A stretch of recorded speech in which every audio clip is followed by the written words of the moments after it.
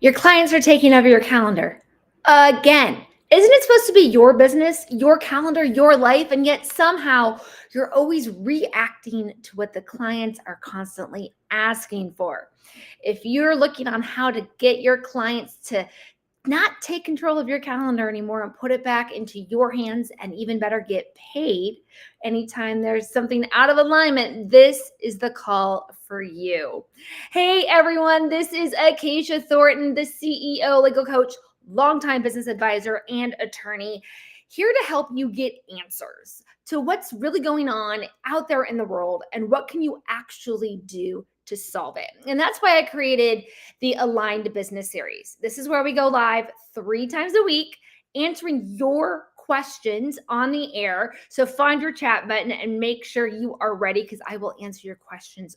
But first, I want to get to real stories. Here's a real story that happened to one of my clients, and I want to know if it's ever happened to you. She shows up for a client meeting. Meeting was set at 2 in the afternoon. She's there at 1:45, ready to go. 2 p.m. rolls around and the client is nowhere to be found. So she sends that friendly email and text message reminder, hey, just checking in, making sure you're around, let me know what's going on.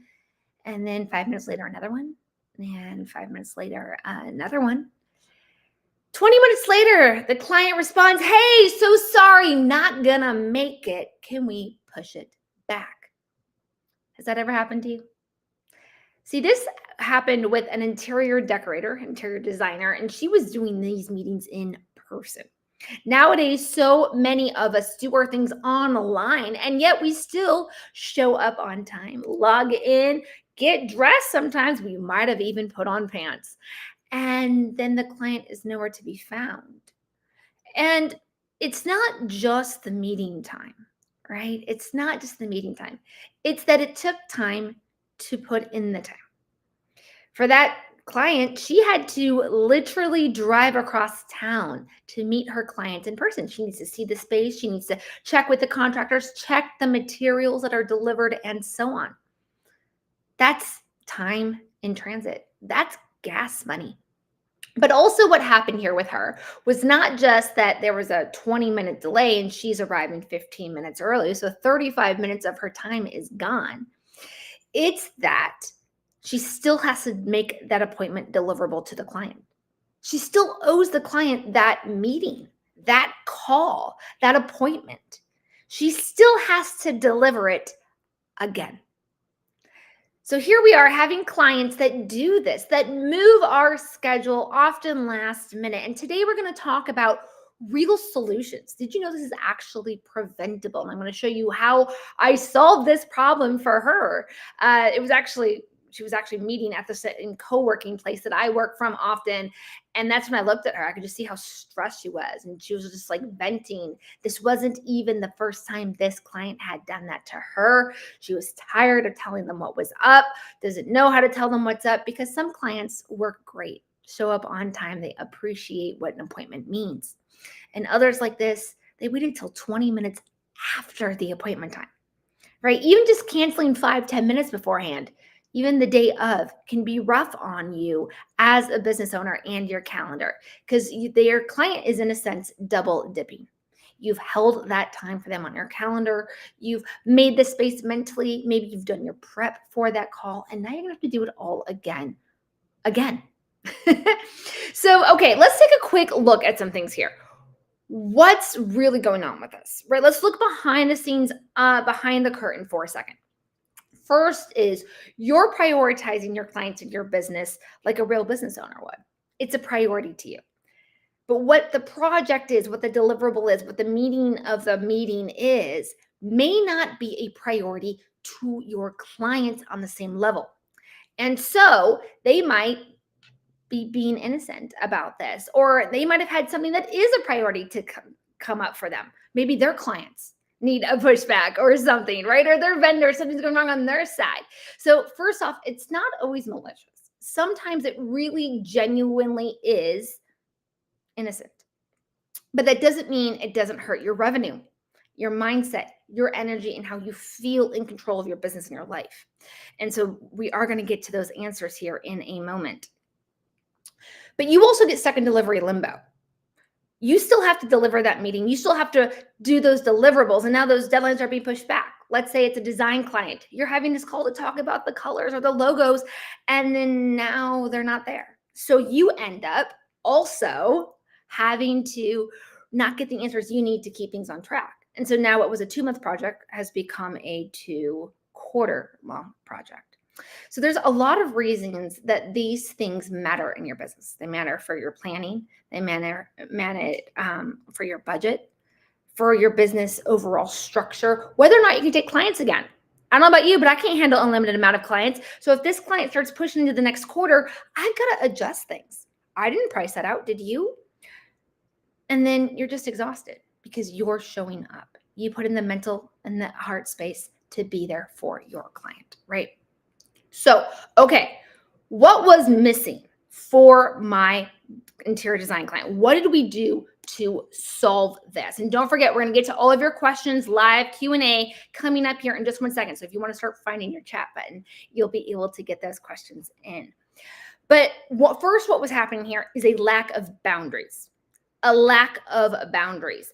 Boundaries, when it comes to our client relationships, we want them communicated up front. And the number one way to do this is to put it into writing, often the client agreement. Why? Because the clients agreed. The clients agreed, and it's there before you get tired, before you get frustrated. Is there anything harder and tougher than trying to come up with a professional, calm way to say this when you're irritated and tired and stressed? Let's not wait. Let's be proactive. Let's get this ahead of time. And then, like I said, you want to do these in your contract, in your onboarding for the main ones. What's great about a contract is that you don't have to tell your client and walk them through every single little thing that may or may not happen during your relationship with them. What might come up over the next 6 months together. You can just say, here's all the things that might happen and put them into the contract. And then you have a reference point if it happens. Because you don't want to sit there in your onboard and be like, okay, in the event you can't make it to the first meeting, here's what's going to happen. And then nobody has time for all that. So let's not overwhelm ourselves or our clients with that, but let's still get you the answers, the boundaries, and the structure by putting it into your agreement. And then the second thing you want to do, and this also goes into your agreement, is that we don't just want to say what those boundaries are, and I'll give you a list here in a second of what those boundaries you want to put into your agreement are. But you want to have the value exchange if the client exceeds this. If the client shifts and doesn't follow the agreed to rules. So back to the designer for a second, right? Her client is not just canceling last minute. They're canceling 20 minutes into the appointment. They should still be charged for that appointment. Or there should be a fee of some sort. There should be a boundary consequence. It's not meant to be a punishment. It's not meant to be a punishment. Because if you remember what I said, one of the main reasons these things go wrong with our clients is that they're not trying to be mean. So we don't want to punish them. They're not being bad. It's that they've deprioritized it. So what we want to do is give them a reason to prioritize it. Hey, in the event you don't cancel within 24 hours of an appointment, there's a $50 fee. Now they can choose how to prioritize it. Is it worth $50 to them? Yes or no? They now get to choose prioritization for them. And you're safe knowing there's a boundary and a value exchange if they shift it. So by the way, the value exchange is called a scope creep clause. Scope creep clause. You want to set the boundaries, often in an acceptance clause, and then, or you can just use scope creep for both of these. But a scope creep clause is where we put that value exchange. And I'm going to give you a playbook, link to a playbook right here, right now for you on that. So like I said, a scope creep clause is going to say where the boundary is and what happens when they cross it.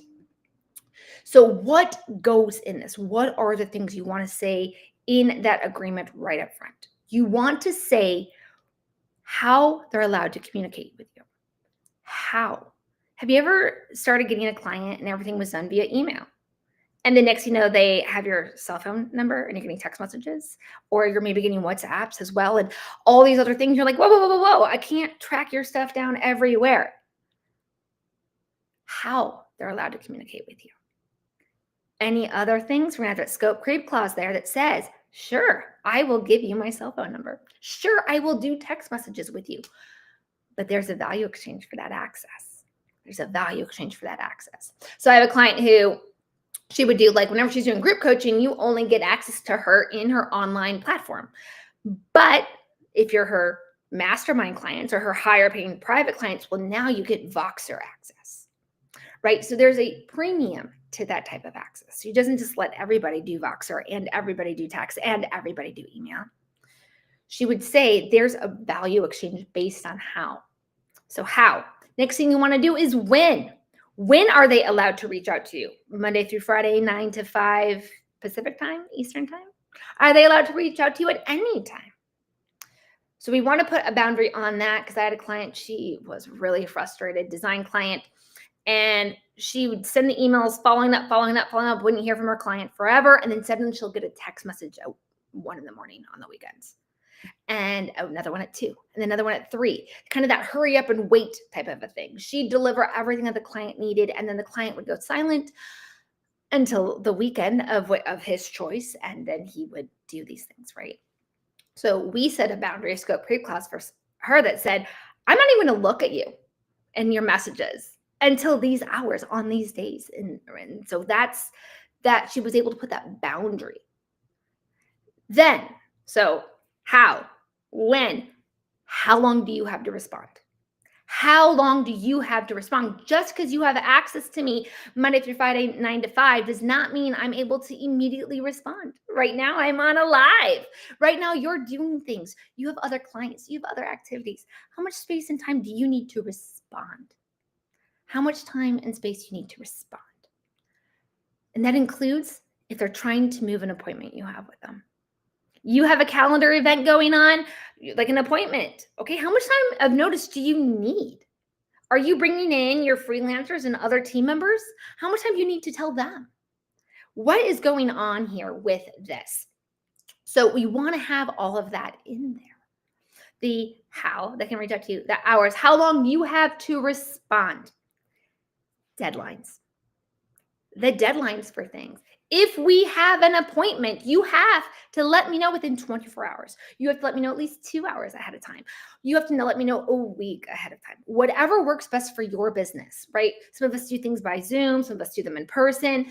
What do you need in order to make this happen? There's nothing worse than getting to the airport to fly to meet your client the day before a meeting for them to reschedule it right then and there. That's not easy to move. So how much time do you need? What is their deadline based on those appointments?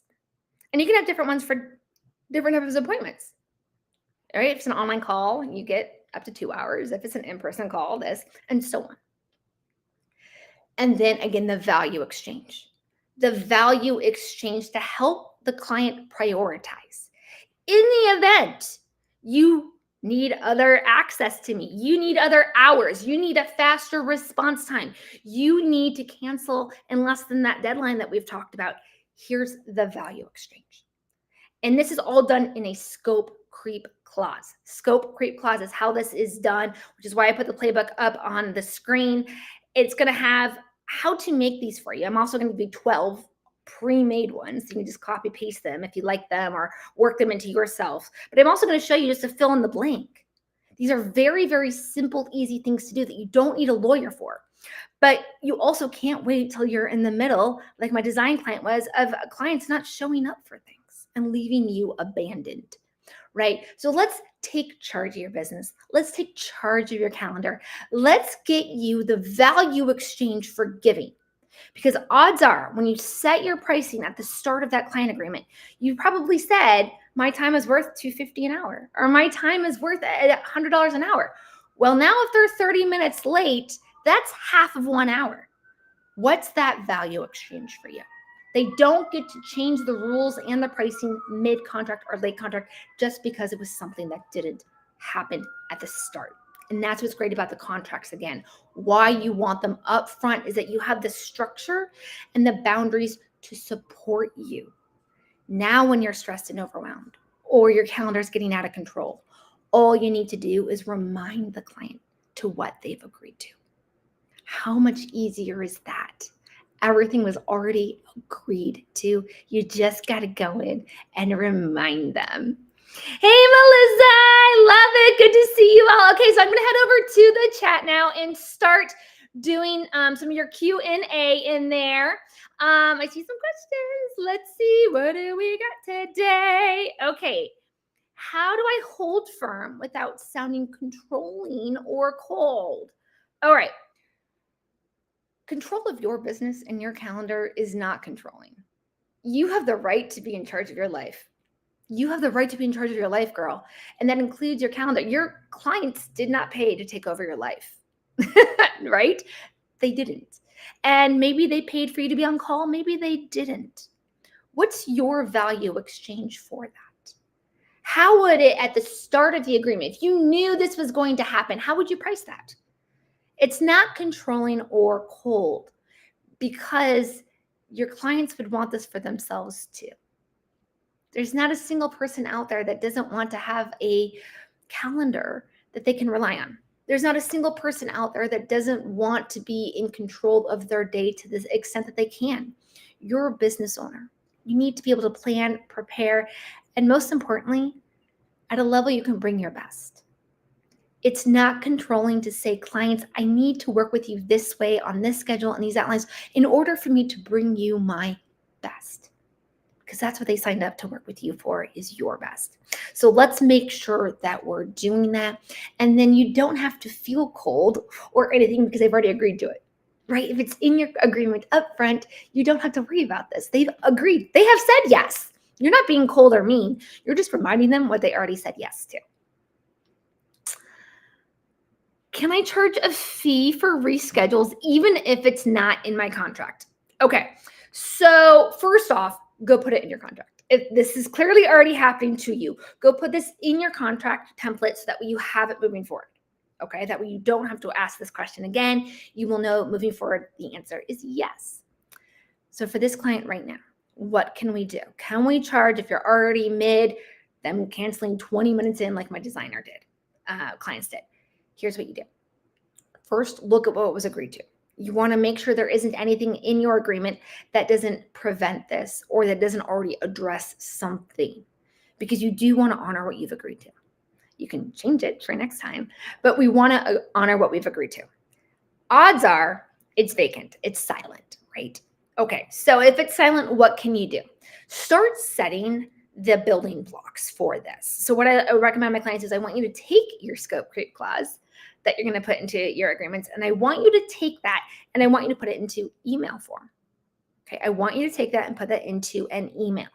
So let's say your scope creep clause is, okay, if you cancel within 20 minutes, it's going to be a $50 charge. So let's say your client does this, like what happened to my designer, and you go, okay, hey, sorry, you couldn't make it today. Happy to reschedule this time, but just for the future, I've got to balance myself and my business and make sure I'm bringing you and all of my clients my best. To do that, I often charge a rescheduling fee. I'm going to waive that for you this time, right? Because it's not fair to charge somebody for something they didn't know was coming. How would you feel if somebody did that to you? We don't want to have that impact, that negative feeling that, ew, you didn't tell me that type of vibe. So we want to lay down the foundation. Be kind, be generous, not a problem. Happy to be there for you. Happy to be flexible, but this is the value exchange moving forward.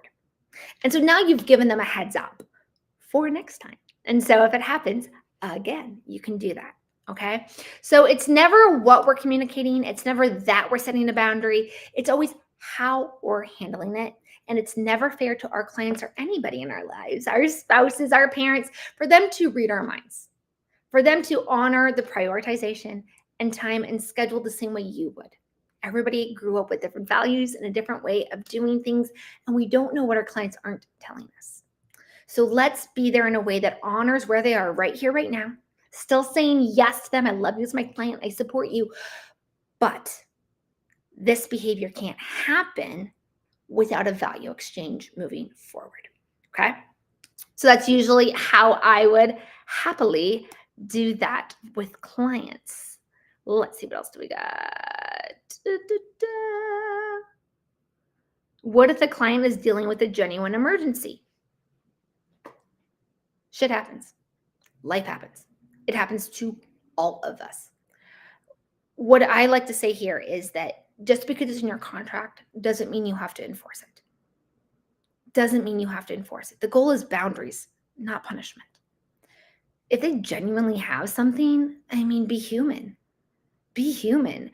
If, oh my God, you have a medical emergency, your family, like, go be their dear client. Don't worry, I'll waive the fee, right? It just comes off as understanding. It comes off as a reason for them to trust you and connect with you. So it's not meant to be a punishment. It's not meant to be punitive. Boundaries in the value exchange are there so everyone can prioritize and be on the same page with communication. If they've communicated with you and something's really going on, be human back, because it was beautiful human vulnerability for them to tell you the truth. How do I avoid booking chaos when I have multiple client timelines? Okay, so what I like to do is I like to, being the expert that you are, you probably already have some idea of how most of your client workflows and projects go. Plan for that and work to do your best to set the boundaries and the communication styles to keep that, right? Have your acceptance clause, have your scope creep clauses to keep things on deadline, to keep them on track. And communicate along the way those heads up, right? Just because it's in the contract doesn't mean we don't also want to give them friendly reminders along the way. Hey, next time this happens, this is what's going to happen. So that helps you do that. And then what you could do is set your calendar maybe with different colors or different timelines based on that. And what I like to do is I like to only take so many types of clients at a time. Only take so many types of clients at a time. I take so many coaching clients because I know what my work is behind the scenes to be there for them. Versus when I'm doing contracts and contract updates, am I writing a custom contract from scratch? That takes a lot more of my work behind the scenes versus am I updating a template for them, or like I said, just coaching. So I take different ones and I put a max on myself. I don't like taking more than 6 clients at a time in any month. And most of my clients are either 1 month or 3 months. So I also get to look at it monthly and quarterly. I know my work. I know my balance. That is how I schedule that.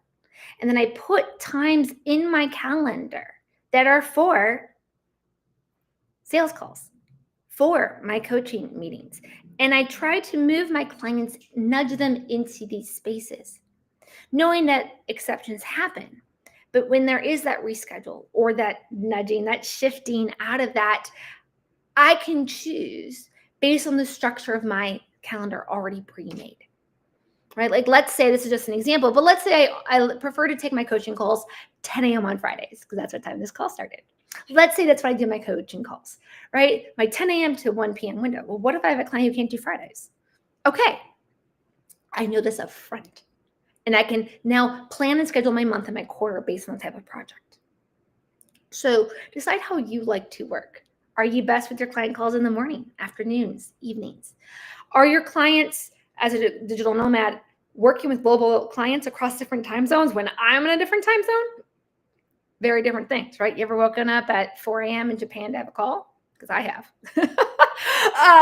Things like that. So you choose. Make your decisions for you, and the aligned clients will align to you. Trust that. Have those boundaries communicated so everybody stays on track together. All right, I think I saw one more in there. Melissa, was it you who had another call? Mark? James. Okay, James, here it was. How do I reset the expectation mid-project without damaging the relationship? Beautiful relationships, aligned relationships are built on trust and communication. Clarity. know that they have to make decisions for them too. They can't read your mind. Like I said, right? They might have a personal emergency. They might have a business emergency. They might just have to reprioritize something because their clients are going berserk and chaotic with their calendar, right? Their inability to plan does not mean you have to be reactive to it. You can say, this is, hey, you've got to reschedule, not a problem. I'm available Tuesday and Wednesday at 10. That. And they might be like, well, I'm trying to get in on Monday morning. You're like, I get that. We had scheduled this call for this time on Friday. I'm not available until this time. I'm happy to still hold a call with you Friday at 10 a.m. if you want it. Right? We give them choices. The goal is to give them choices to prioritize how they need to prioritize. But what is very, very important for all this is communication. Communication, which is why it's important to have it up front in the contract, because then you get their agreement about the communication. It's in writing for everybody to refer back to, no matter when you might need it along the way.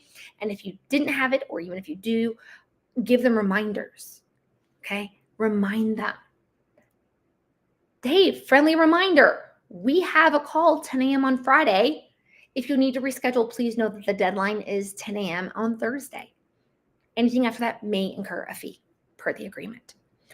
So it's all about communication. Nobody likes to be hit a wall, hit in the face with something they didn't see coming.